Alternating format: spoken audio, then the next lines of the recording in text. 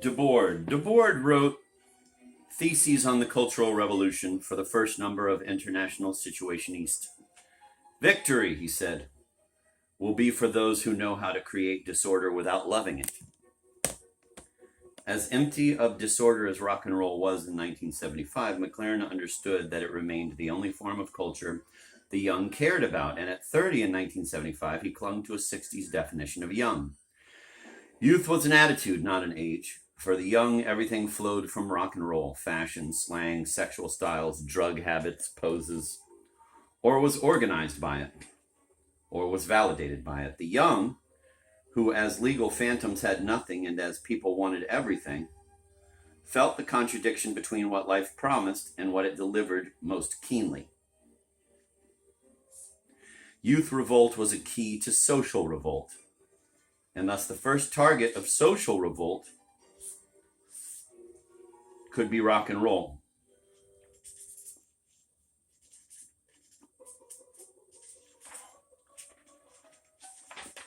Connections could be made if one could show that rock and roll, by the mid-70s, ideologically empowered as the ruling exception to the humdrum conduct of social life, had become simply the shiniest cog in the established order, then a demystification of rock and roll might lead to a demystification of social life.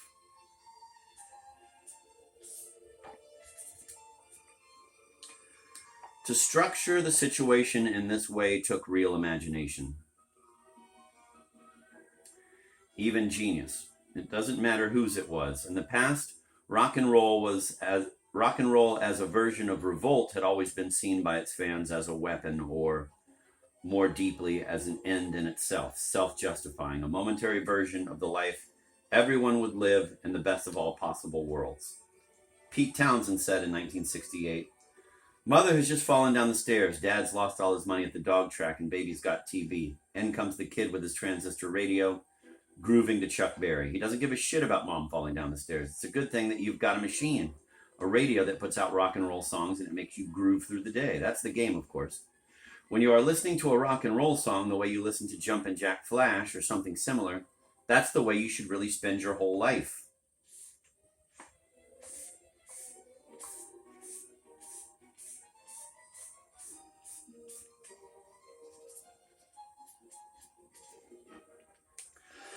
So McLaren heard when a fellow student got up to sing Great Balls of Fire in 1958. The act itself was a negation of social facts, but when rock and roll had become just another social fact, this was self-defeating, even on the level of the next good song.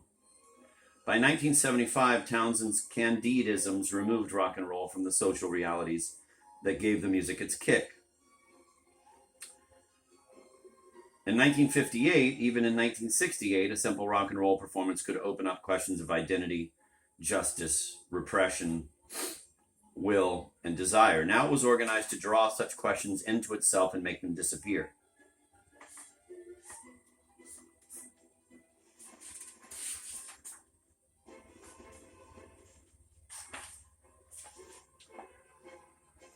Who could say that Fire and Rain, Stairway to Heaven, Behind Blue Eyes, and Maggie May were not affirmations of freedom as they were made and oppressions as they were used? Only those who refuse to believe that the affirmation where freedom is grasped is rooted in a negation where freedom is glimpsed. And those people did not include McLaren and the Sex Pistols. Thus they damned rock and roll as a rotting corpse, a monster of moneyed reaction, a mechanism for false consciousness, a system of self-exploitation, a theater of glamorized oppression, a bore. Rock and roll, Johnny Rotten would say, was only the first of many things the Sex Pistols came to destroy. And yet, because the Sex Pistols had no other weapons, because they were fans in spite of themselves, they played rock and roll, stripping it down to essentials of speed, noise, fury, and manic glee no one had touched before.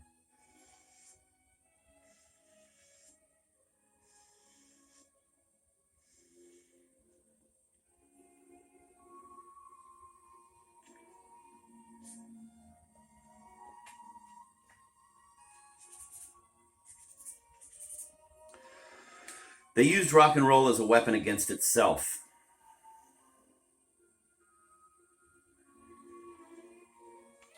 With all instruments but guitar, bass, drums, and voice written off as effete.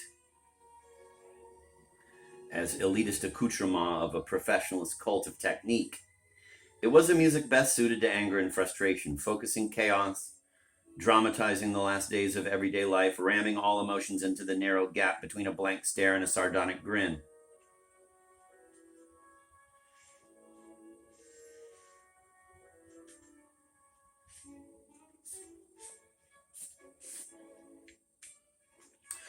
The guitarist laid down a line of fire to cover the singer. The rhythm section put both in a pressure drop. And as a response to what was suddenly perceived as the totalitarian freeze of the modern world, the music could seem like a version of it. It was also something new under the sun, a new sound.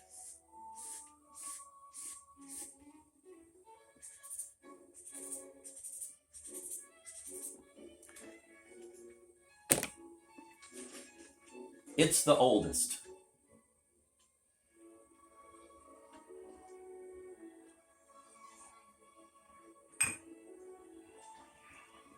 It's the oldest hype in the book and the page that can't be footnoted. After 30 years of rock and roll, there are plenty of footnotes. Collector's albums that allow a listener to go back in time, enter the studio that no longer exists, and hear the new sound as it was discovered, flubbed, or even denied. It is a displacing experience.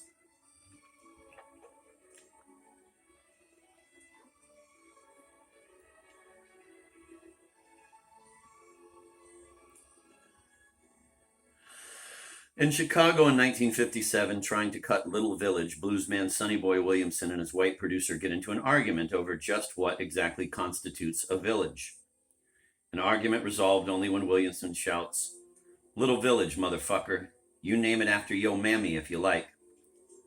As a footnote, this explains why Williamson proceeds to take up much of the song with a discussion of what distinguishes a village from a hamlet, a town, or a city.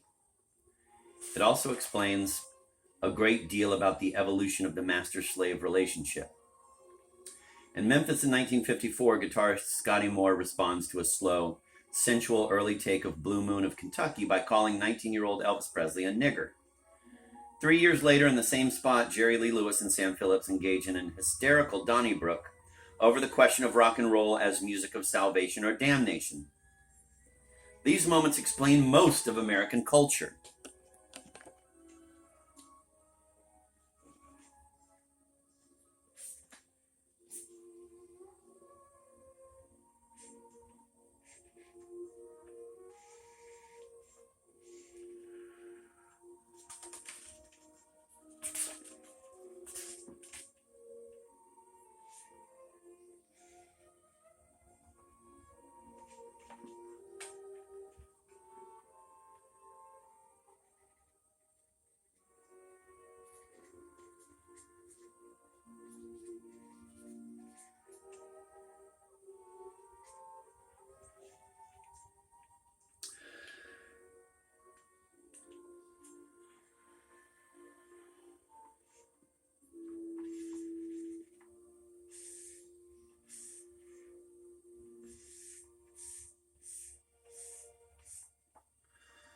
In 1959 in New Orleans, Jimmy Clanton, much loathed over the years as a classic example of the white pretty boy who forced authentic black rockers into oblivion, begins Go Jimmy Go, his most loathsome hit. He pauses, bop, bop, bop, ba-da-da. He lilts to the control booth. "Am I singing Mickey Mouse enough yet?" "A little bit more," comes the answer. "Geez, I'm not Frankie Avalon," says Clanton, just before turning himself into Frankie Avalon. This explains that Clanton's heart was in the right place.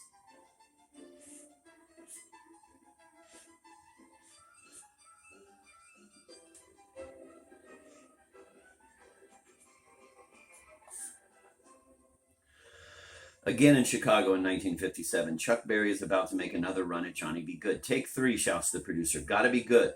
Berry and his band lean into the tune, but the opening passage in the version that made the charts, the most deliciously explosive opening in rock and roll, isn't there. The structure's there, the chords, the notes, everything one could write down on a lead sheet, but the music is battened by a queer languor, a hesitation, a hedged bet. Then one changes records and listens to Johnny B. Goode as it has been on the radio since 1958. Those notes and chords have grown into a fact that throws off all footnotes. They hit. And one can listen to The Great Rock and Roll Swindle, a 2-record documentary of the rise and fall of the Sex Pistols orchestrated by Malcolm McLaren, to prove that the panicky adventures he and the band lived out were part of a plot he had scripted long in advance. The idea this set of footnotes means to get across is that the story of the Sex Pistols, the sudden gulp of social life into the throat of a hunched boy calling himself an Antichrist,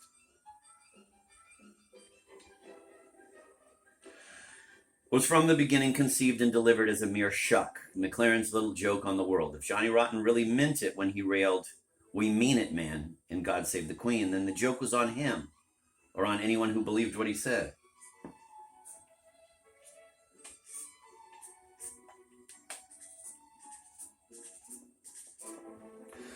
It's a Good Try, released in 1979, a year after the Sex Pistols had ceased to be the great rock and roll swindle, includes a lumbering God Save the Queen symphony with fey narration, various depressing post-Sex Pistols rave-ups by then nearly late Sid Vicious, Anarchy in the UK done in the manner of Michel Legrand and sung entirely in French by one Jerzimi, and a medley of Pistols hits by a Happy Feet disco group. Both the French and disco numbers are actually quite appealing. Pretty Vacant recast as elevator music is not an uninspired fantasy.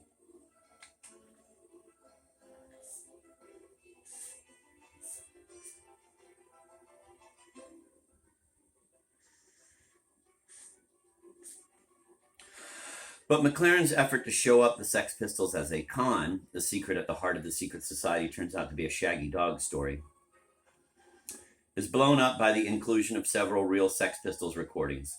Belson was aghast from the final performance in San Francisco, a sore throat alternate take of Anarchy, versions of The Who's Substitute and the Monkees' Stepping Stone, and a combination of Johnny B. Goode and Jonathan Richman's Roadrunner.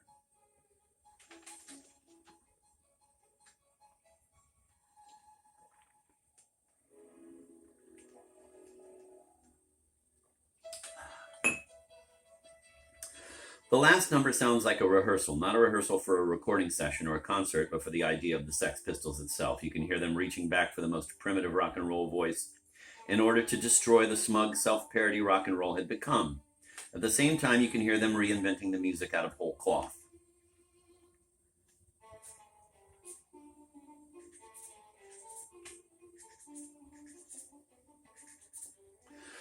The band heads into Johnny B. Goode, but Johnny Rotten doesn't know or won't sing the words. Once past deep down in Louisiana, all he can come up with are squawks, spew, bird calls, "off, fuck, it's awful," he moans. But the musicians charge on and take hold of the song. "I hate songs like that," Rotten announces. Stop it, it's torture." The band won't stop, so finally he screams them down. They slow the pace. "Is there anything else we can do?" he asks hopelessly. And then up from his synapses comes Roadrunner.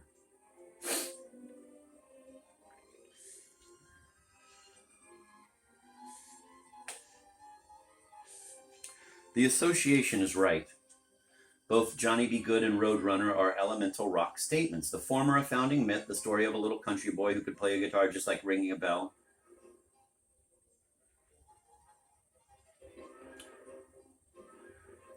The latter pretty much an account of listening to him, an account of how good it felt.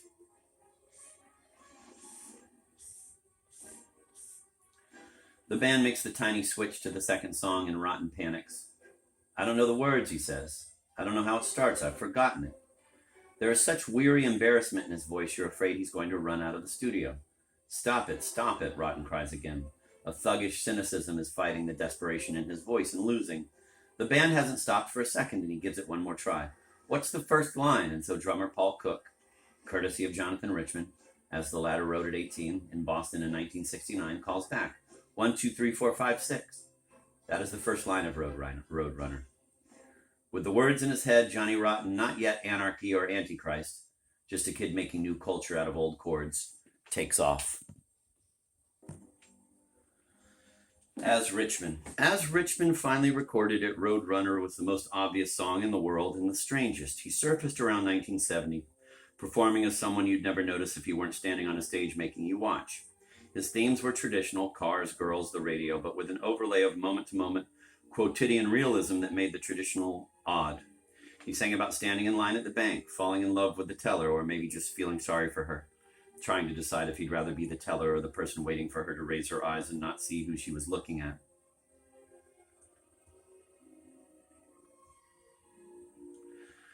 He sang about hating hippies because they wore attitudes like shades, so complete in their smugness, so complete they never noticed anything, because they cut themselves off from everything that was good and alive and wonderful about the modern world.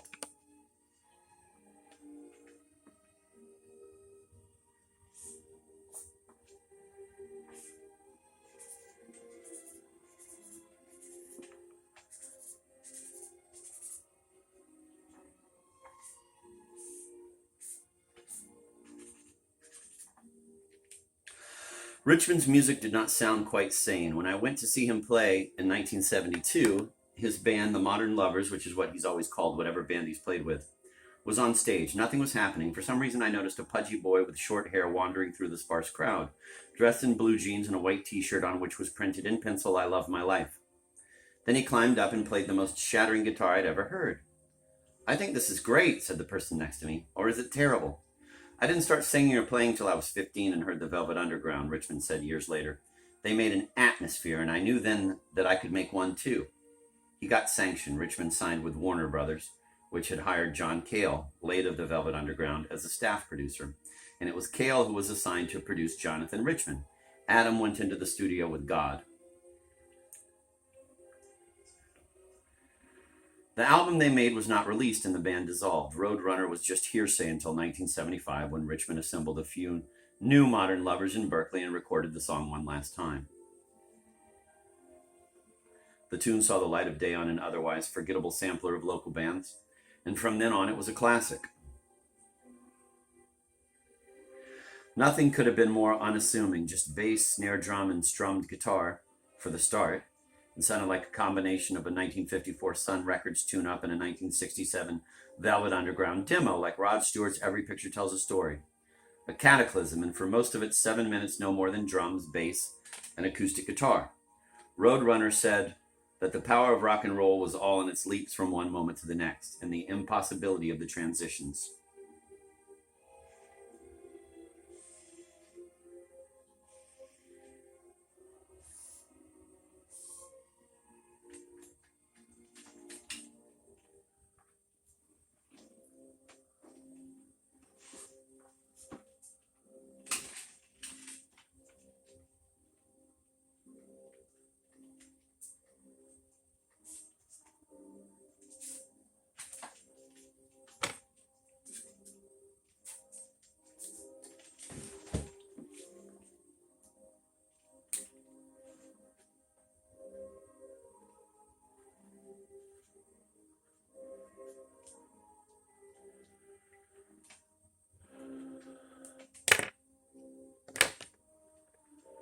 One, two, three, four, five, six. 1, 2, 1, 2, 3, 4 is the traditional rock kickoff. In 1976 and 1977, with punk flying, a flat 1, 2, 3, 4 would be the punk signpost. The punk rejection of the opening 1, 2 meant that punk was ready to dispense with any warm-up with history. Richmond's addition of 5, 6 meant that he wasn't ready, that he was taking a deep breath, that he was gearing up for a charge no one had made before.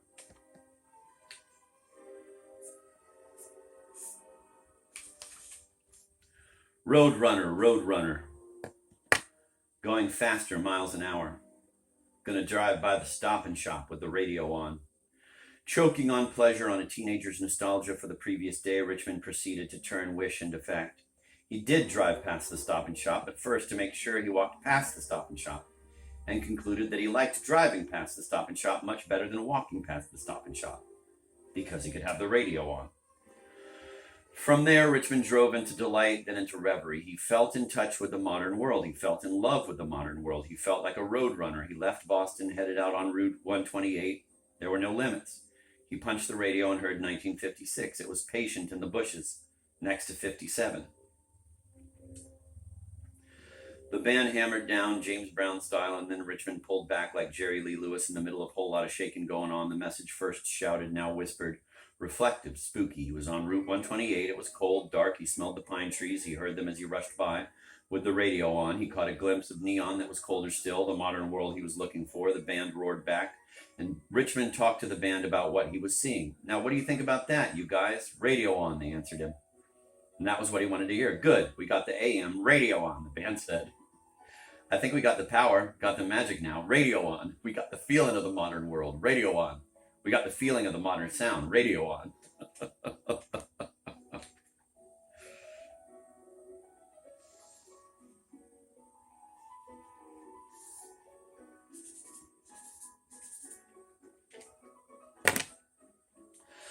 Richmond took one more deep breath, and every time I listen to this performance, I smile at what comes next. Every phrase of the song that's come before, the most conventional narrative of an experience millions of people have had in any seamless teenage night, is broken down and recreated. Every phrase is reduced to single words, each word shuffled out of its phrase, verse, and chorus, broken into shamanistic incantation. The chorus, left whole, fighting to keep up with the versifier's incomprehensible rhythm, and somehow succeeding, even though by now the words are barely words at all, just Burma shave signs flashing by too fast to read. There is a sudden increase in pressure.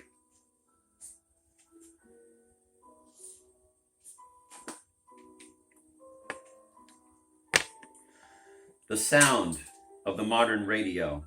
Feelin' when it's late, radio on. At night we got the sound of the modern lonely when it's cold outside, radio on.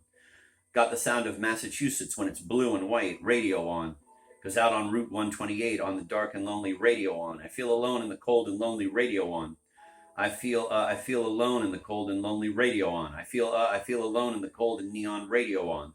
I feel alive, I feel a love, I feel alive, radio on. I feel a rockin' modern love, I feel a rockin' modern live, radio on.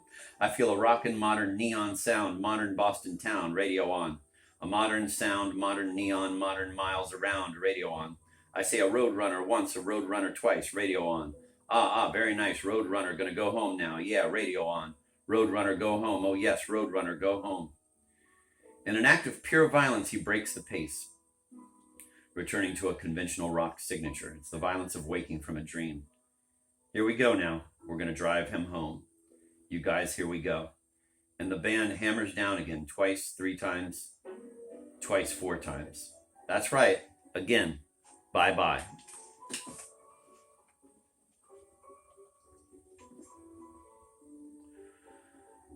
The Sex Pistols. The Sex Pistols never went that far. Johnny Rotten ran through the tune as if it were a crack in the pavement waiting to break his mother's back. He stepped on it and kept going. He called back to the band. Do we know any other fucking songs we can do?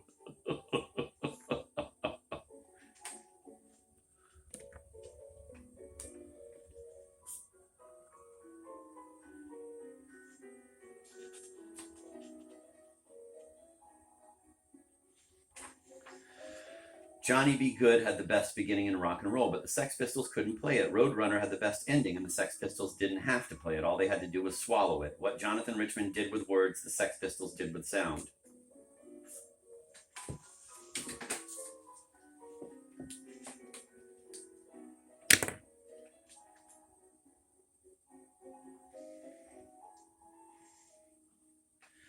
They found a corrosive momentum in the given rhythm that exploded all expectations, making everything that came before, be it the Velvet Underground's 1967 Heroin, the Stooges' 1969 No Fun, the New York Dolls' 1974 Human Being, even Captain Beefheart's 1969 Trout Mask Replica, even Roadrunner seem rational, planned and executed. The Sex Pistols sound was irrational. As a sound, it seemed to make no sense at all, to make nothing, only to destroy. And this is why it was a new sound and why it drew a line between itself and everything that came before it, just as Elvis Presley did in 1954 and the Beatles did in 1963.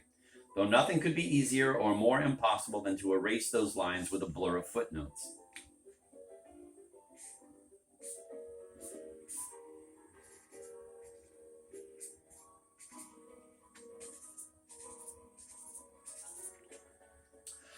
A lot of people, fans of Chuck Berry, the Beatles, James Taylor, the Velvet Underground, Led Zeppelin, the Who, Rod Stewart, or the Rolling Stones, didn't think this was music at all, or even rock and roll. A smaller number of people thought it was the most exciting thing they'd ever heard. It was the first taste of rock and roll excitement I ever got, Paul Westerberg of The Replacements said in 1986. 10 years after, it was still a story worth telling. The Sex Pistols made you feel like you knew them, that they weren't above you. It was obvious that they didn't know what they were doing and they didn't care. I was a much better guitar player years ago. I'd sit there and learn the scales, the whole bit. I learned all the slide solos from the Allman Brothers at Fillmore East. I'd put the record on and turn it down to 16 RPM so I could transpose the solos. But then the Sex Pistols came along and said, you don't need nothing, just play it. And what Westerberg said, so said countless other people, describing what they were now allowed to play and what they were now allowed to hear.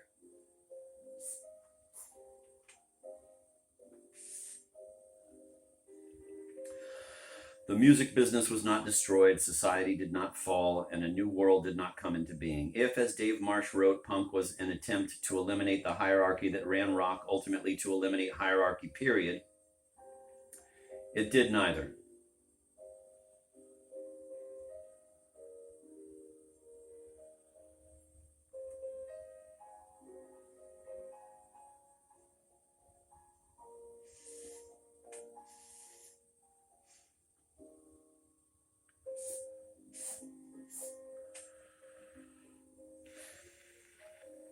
You could still turn on the radio with the assurance that on most stations you would hear Behind Blue Eyes, Stairway to Heaven, and Maggie May, with the radio terrorized backward by punk. You could hear these songs more often than ever before, but over the next few years, far more than 15,000 groups of people made records. They made a blind bet that someone might be interested in what they sounded like or what they had to say, that they themselves might be interested.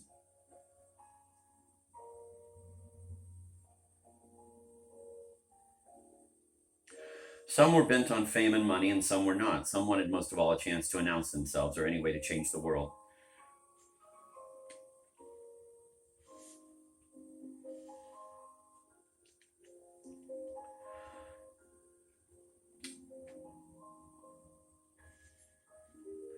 Tiny independent labels, most no more than a post office box and a typed letterhead, sprouted like mushrooms. Suddenly, read the liner notes to Streets, the first collection of UK punk singles, we could do anything. It was a surge of new voices unprecedented in the geopolitics of popular culture. A surge of voices that, for a time, made a weird phrase like the geopolitics of popular culture seem like a natural fact.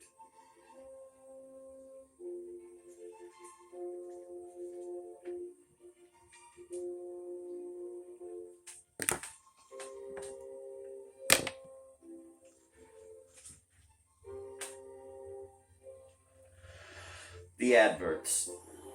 The adverts' one-chord wonders takes place right on the verge of the punk moment. The Sex Pistols have cleared the ground, burned it up. There's nothing left but the city standing as if nothing has happened. A patch of smoking dirt in the middle of the city, in the middle of that a lettered piece of wood that in the haze looks as much like a for rent sign as a condemnation notice. You can't tell if it reads Free Street or Fire Sale.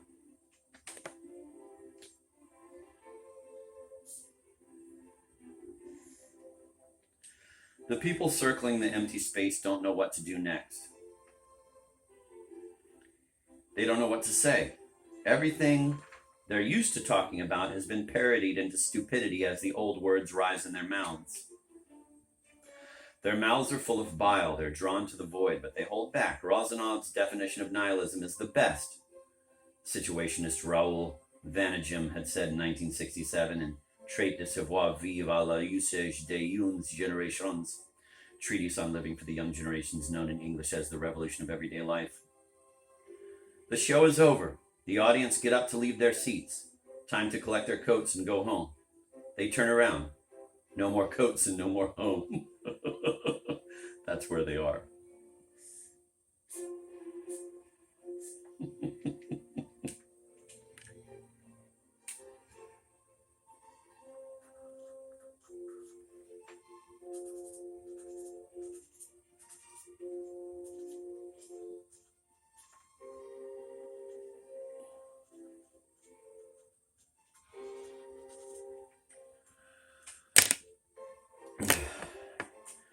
A girl and three boys take the first steps. They enter the black terrain like 2-year-olds set down on familiar concrete at the edge of a field of grass. Will it hurt?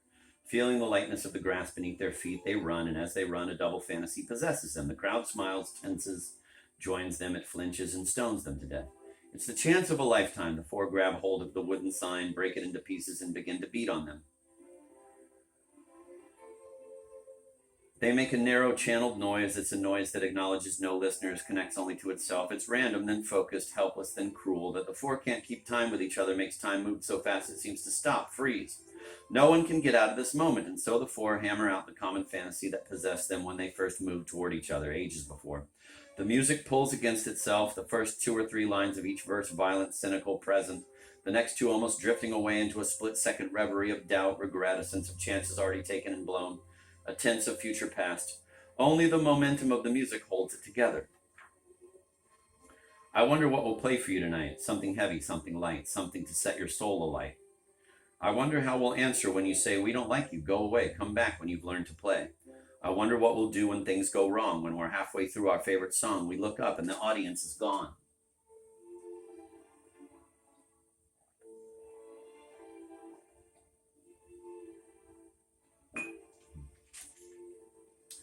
The Wonders don't care, shout three of the group.